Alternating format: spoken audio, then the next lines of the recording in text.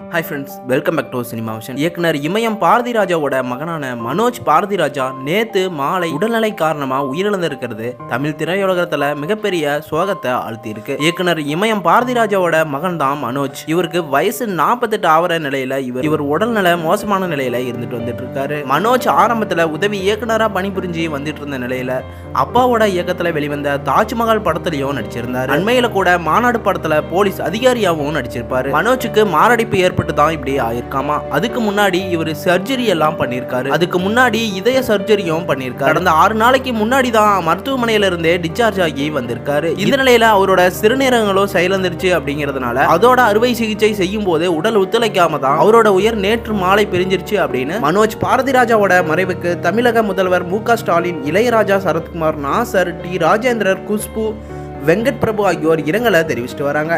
நடிகர் கார்த்தி, சேரன், நக்கீரன், கோபால், நடிகை சோனா உள்ளிட்ட பல பிரபலங்கள் நேரில் வந்து இரங்கலை தெரிவிச்சுட்டு வராங்க.